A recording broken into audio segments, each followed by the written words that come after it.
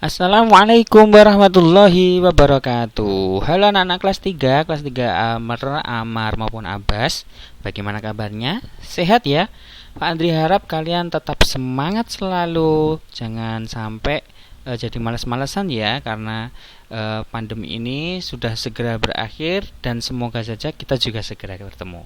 Karena di beberapa sekolah sudah mulai masuk nih. Jadi kita tinggal tunggu saja kapan kita bisa masuk sekolah kemudian segera ketemu. Kita doa bersama-sama ya. Allahumma amin. Baik.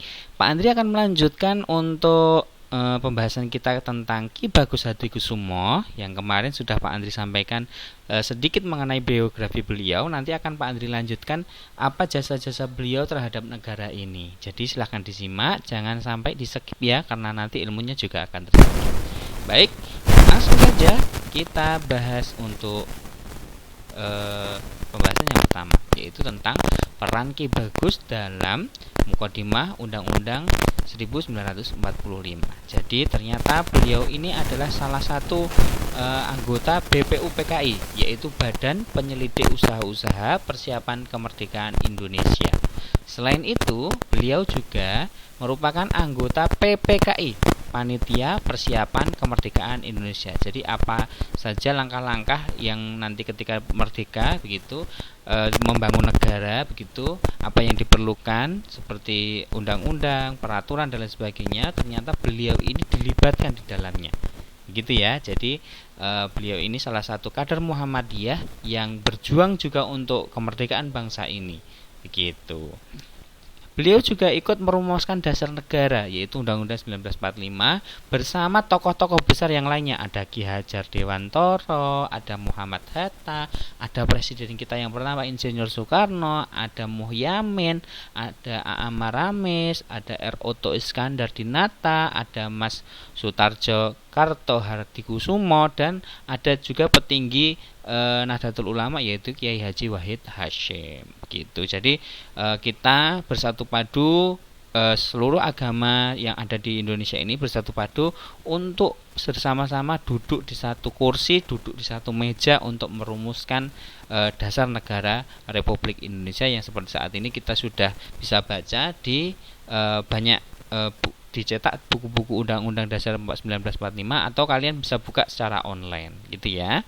Itu adalah hasil dari pemikiran-pemikiran para petinggi-petinggi pada zaman dahulu itu gitu. Kemudian Ki Bagus ini ternyata memberikan masukan dalam Mukadimah atau pembukaan Undang-Undang Dasar 1945 itu. Ya, dia atau beliau itu memberikan masukan, yaitu hendaknya di dalam Mukadimah Undang-Undang Dasar 1945 itu di dalamnya hendaknya berlandaskan ketuhanan yang pertama, kemudian kemanusiaan, kemudian keberadaban dan keadilan juga. Agar apa? Agar seluruh masyarakat di seluruh Nusantara ini merasakan bahwa ada keadilan, ada keberadaban, ada kesetaraan gitu ya. Jadi adil dari Sabang sampai Merauke, semuanya sama merasakan kemerdekaan, semuanya bahagia begitu ya.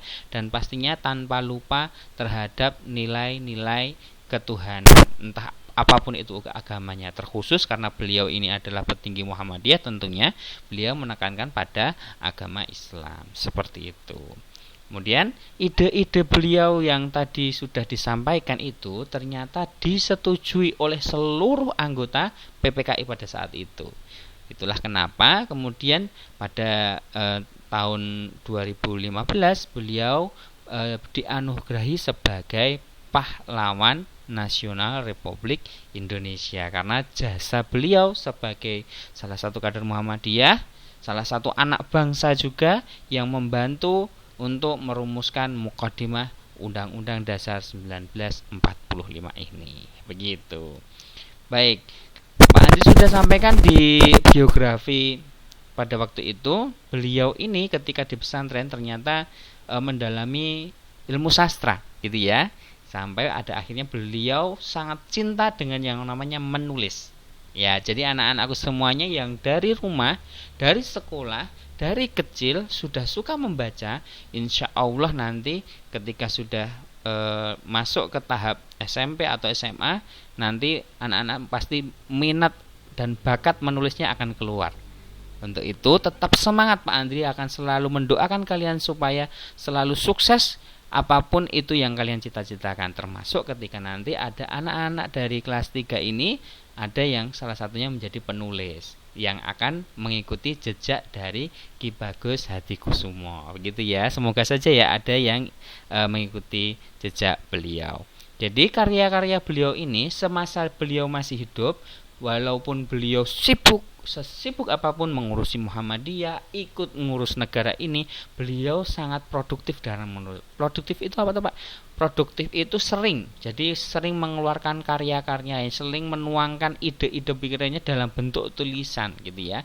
Jadi memang untuk menulis ini harus dirangsang dari sejak kecil. Jadi kalau anak-anakku semuanya suka baca cerita, nggak usah berat-berat, nggak usah cerita. Atau anak-anakku suka komik saja, dari suka membaca komik, anak-anak pasti punya imajinasi sendiri. Lah, imajinasi itu boleh kalian tuangkan dengan tulisan atau karya sesuai dengan apa yang kalian bayangkan. Entah itu berbentuk novel, entah itu berbentuk cerpen, atau mungkin juga ingin membuat komik. Itu juga luar biasa. Itu bakat yang harus dikembangkan, jangan sampai ragu-ragu gitu ya anak-anak semuanya. Baik, sangat produktifnya beliau sehingga beliau ini mengeluarkan beberapa karya, di antaranya yaitu judulnya, ini judul buku yang beliau tulis ya, Islam sebagai Dasar Negara. Kemudian ada Risalah Katresnan Jati, kemudian ada Pusaka Hadi, ada Pustaka Islam, ada Pustaka Ihsan, ada Pustaka Iman. Di antara beberapa tulisan beliau ini kurang lebih semuanya ada kata-kata Islaminya. Nah, hal ini mencerminkan bahwa beliau ini sangat berkomitmen terhadap etika berkehidupan ya, etika beragama juga, dan tentang syariat Islam juga. Dari beberapa judulnya ini sudah terlihat bahwa beliau sangat mencerminkan hal itu. Di sinilah terlihat beliau merupakan tokoh yang memiliki kecenderungan untuk pelembagaan Islam.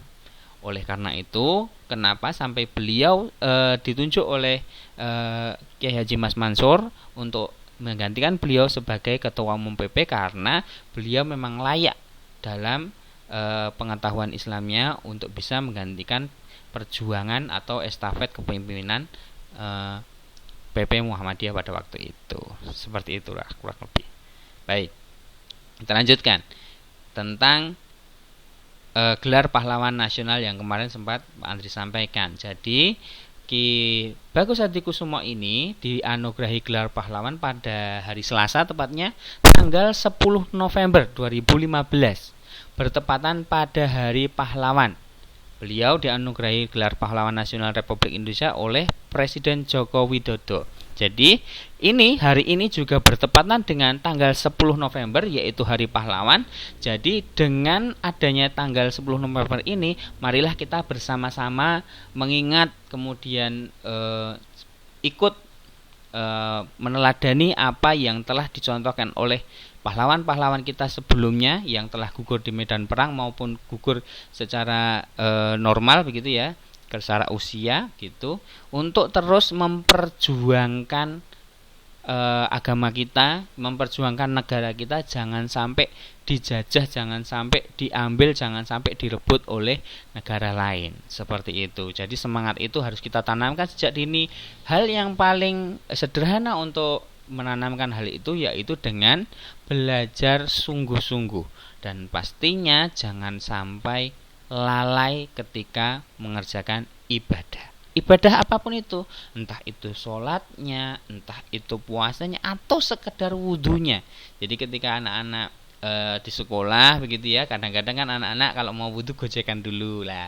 Dari mengurangi hal-hal yang tidak bermanfaat ketika mau melaksanakan kegiatan apapun itu adalah salah satu upaya, salah satu usaha untuk memperbaiki diri agar menjadi pribadi yang lebih baik lagi, tentunya untuk dipersiapkan sebagai apa Pak? Sebagai kader Muhammadiyah selanjutnya, estafet perjuangan kemuhammadiyahan selanjutnya. Jadi kalian itu adalah satu-satunya gerakan, satu-satunya kelompok atau satu-satunya anak-anak yang nanti pada 10 atau 15 tahun lagi akan bisa membangun negara ini lebih besar lagi, lebih baik lagi. Allahumma amin. Baik. Kemudian beliau ini ternyata meninggalnya di Jakarta, tidak di Jogja ya, walaupun beliau lahirnya di Jogja, tapi beliau meninggalnya di Jakarta. Tepatnya pada tanggal 4 November tahun 1954. Pada waktu itu usia beliau yaitu menginjak 64 tahun. Sebenarnya belum tua-tua benar ya, tapi beliau sudah meninggalkan kita pada tahun 54, bahkan ini Pak Andri belum lahir gitu ya. Pada usia beliau saat itu menginjak 64 tahun. Kemudian semangat tentang pendidikan, dakwah, dan perjuangan ini harus tertanam pada diri setiap siswa-siswi Muhammadiyah. Mengingat hari ini, tanggal 10 November 2020 ini merupakan Hari Pahlawan Nasional. Jadi, untuk menghormati, untuk meneruskan cita-cita para pahlawan kita yang telah gugur pada waktu dulu, kita harus tetap bersemangat dalam bidang pendidikan, dalam bidang dakwah, dan memperjuangkan cita-cita kita sampai kita cita-citanya tercapai. Jadi apapun cita-cita kalian, Pak Andri selalu berdoa dan berpesan, kalau kalian mau menjadi apapun cita-cita, entah itu pilot, entah itu dokter, entah itu polisi, entah itu guru, entah itu presiden, anggota DPR, dan lain sebagainya, Pak Andri tidak akan melarang. Bahkan Pak Andri akan selalu mendoakan anak-anak semuanya sukses dunia dan akhirat. Tapi pesan Pak Andri satu, ketika kalian mencita-citakan sesuatu, tambahi di belakangnya dengan kalimat soleh dan solehah. Soleh untuk yang cowok, solehah untuk yang cewek. Contoh misalnya saya mau menjadi dokter, jadilah dokter yang soleh atau solehah. Jadi dokter saja belum cukup, karena kadang kalau misalnya dokter saja tapi tidak berkeyakinan, itu juga tidak baik. Jadi ketika kalian orang Islam, kalian punya keyakinan, jadilah yang terbaik bagi keyakinan kalian, termasuk orang-orang Islam ini, tertebal iman kalian, jadilah dokter yang soleh maupun solehah. Seperti itu ya. Tujuannya agar generasi penerus khususnya di kalangan warga Muhammadiyah, yaitu kalian semuanya, kader anak-anak Muhammadiyah, dapat tumbuh dan membanggakan nusa, bangsa, dan agama. Itu doa yang Pak Andri sampaikan di akhir pertemuan kita pada kali ini. Allahumma amin. Baik. Pesan Pak Andri tetap semangat, tetap selalu patuhi protokol kesehatan, entah itu menggunakan masker, cuci tangan, atau sekedar pakai hand sanitizer.